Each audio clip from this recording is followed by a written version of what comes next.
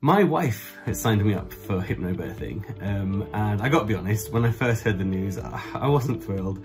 I didn't know anything about it, and I had a lot of preconceptions, and I thought, oh God, what's this going to be? What are we going to get from this? Isn't it all a bit sort of hippy-dippy type stuff?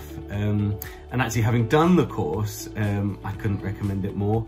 And I'm going to run you through a few things that I learned from it that stick with me to this day. And if I hadn't have done the course, things would have gone an awful lot different. So we also took the NCT, National Childbirth Training course, thinking that that's what you have to do, that's what everyone does.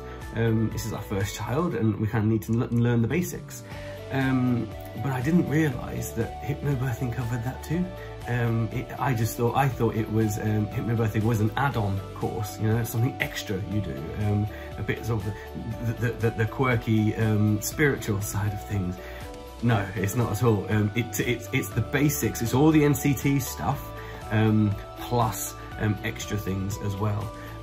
So if you can only do one, you need to do the hypnobirthing. It covers everything NCT does. The only thing we got out of NCT was a group of friends. And that was a big draw for us. However, if we'd have done the group option face-to-face, we'd have had that too. So one of the things the hypnobirthing covered, which I didn't expect, was the birthing plan, and my role in the birth and what we would go through, and how important that is, and the things that I can do. I still remember the car park code for the hospital. I had everything planned out, and that was thanks to that course. One of the things that really surprised me about hypnobirthing was the fact that it's actually really science-based. The name hypnobirthing, you think it's going to be whale music, incense, candles, Enya, and so I wasn't looking forward to it. However, after the first session, and Nancy ran us through the chemicals that are involved during pregnancy and during labour and childbirth, and what you can do to increase the good ones and reduce the bad ones, to reduce pain and stress and fear. I found that fascinating. Just as you would take a painkiller if you've got a headache, and that's chemicals going through your body, Nancy showed us that we can, there are certain things that we can do to increase oxytocin, a chemical in your body that relieves pain, and is brought about by emotions and feelings of love. And also how you can reduce adrenaline, because adrenaline reduces the production of those chemicals, and adrenaline comes through anger and fear and apprehension.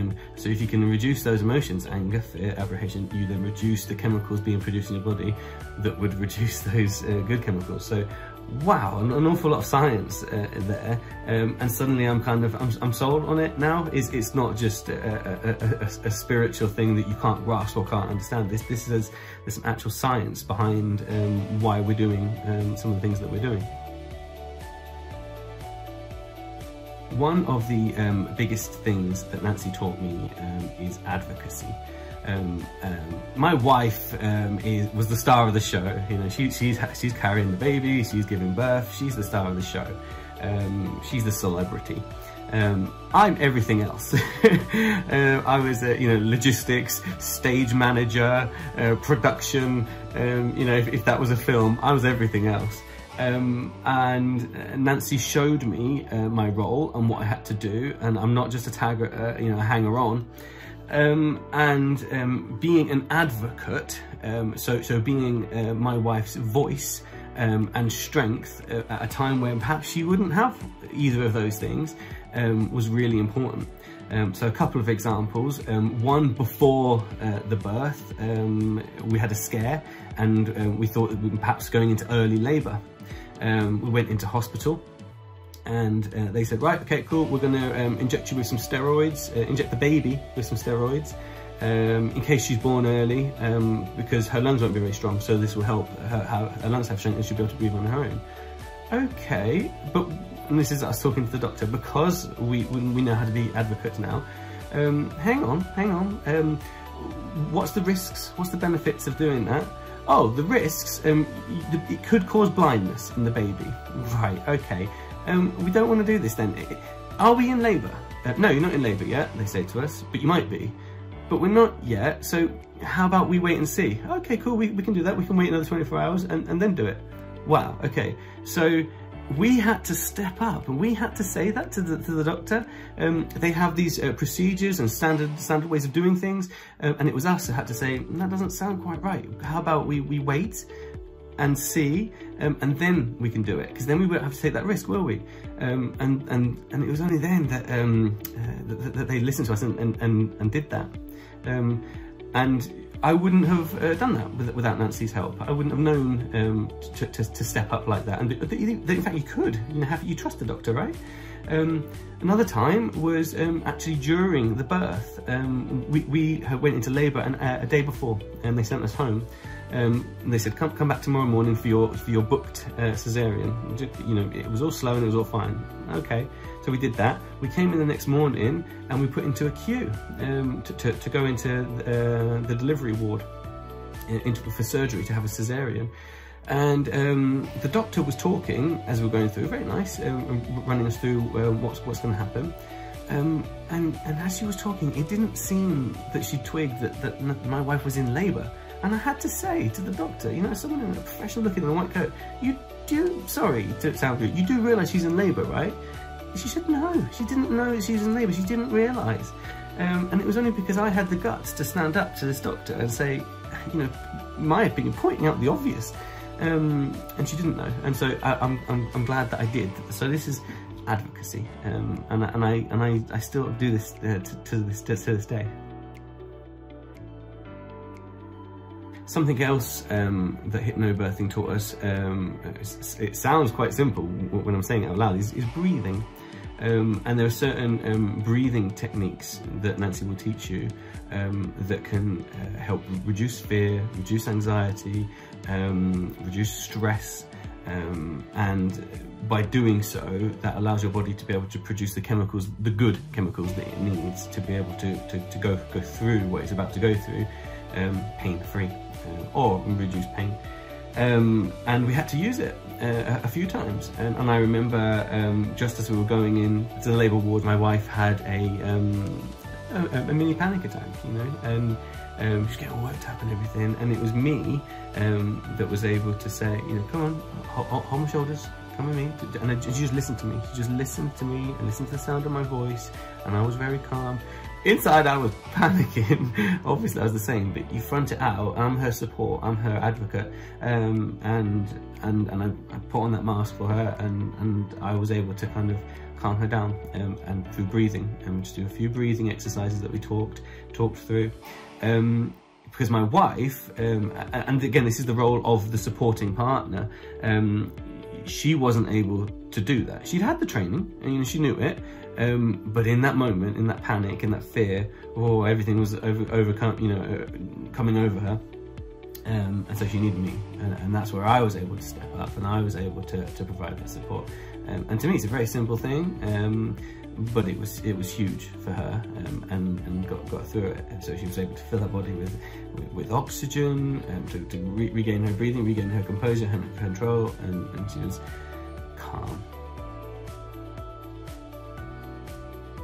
So whereas the NCT class, the National Childbirth Training, seemed to be very fairly pro NHS, hypnobirthing has taught us to be challenging where you need to. It's neither pro, neither against, but it has, instead of just blindly saying what heroes NHS are and clapping for them all the time, it does show you, okay, now there's another side to this, and they have an agenda, and it seems to be that they go with a one-size-fits-all approach. And hypnobirthing has taught us to ask and challenge for the individual. And you say there's some standard lines that you get taught, and it might be something along the lines of, look, I know that's what we do on average, but what do we need to do for my wife? what's the appropriate thing to do here.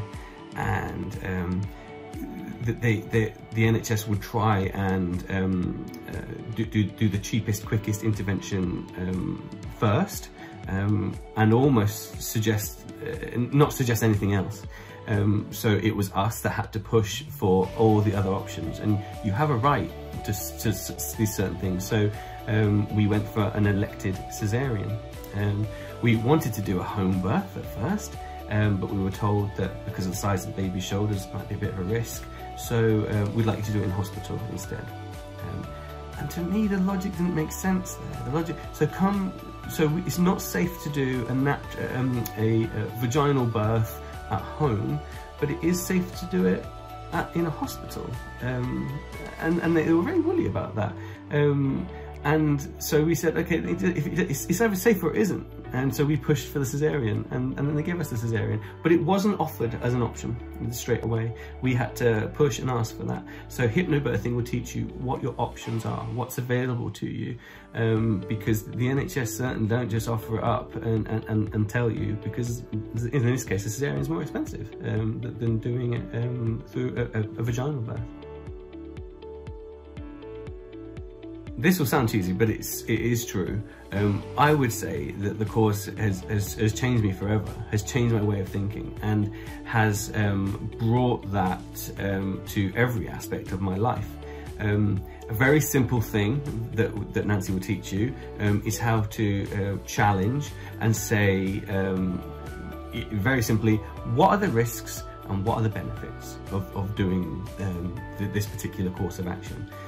I now use that in business, and I use that at work, and I use that at home. It's just a very good critical way of thinking. And now, since my daughter has been born, I'm still challenging, still advocating.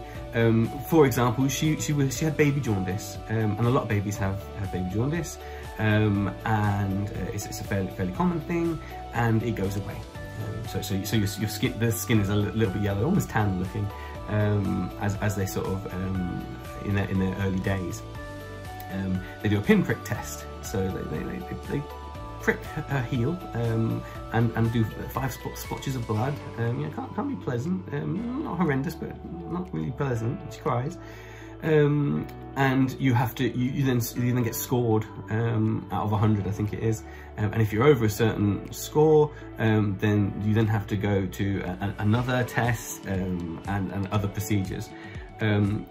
We did that. I think we did two tests in a row over a couple of weeks, and it was going down, our score, so it was improving. And they said, oh well, according to my charts, you don't pass the test, you've got to go on to the next stage, so we'll book you in. And that next appointment was several weeks away. Even the nurse said, yeah, it should probably be fine, it'll probably go away by then. And it was me who had to step up and say, look, you guys do we need to do this? You guys don't have endless resources. Why don't we wait and see? Why don't we come back in that amount of time and just do this test instead? This simple test, instead of going through all the big procedure and expensive procedure for you. And let's see. Oh, we don't usually do that. Well, can we do that? Can we do that in this case? So my daughter doesn't have to go through this pain and procedure. Yeah, okay, we'll do that. So we did exactly that. So we went back in a few weeks' time to that same nurse. She tested us, and fine, no baby jaundice. We were below this particular score, so we didn't have to go through that other system. And yeah, the risks and the benefits, challenging. Just the way of thinking.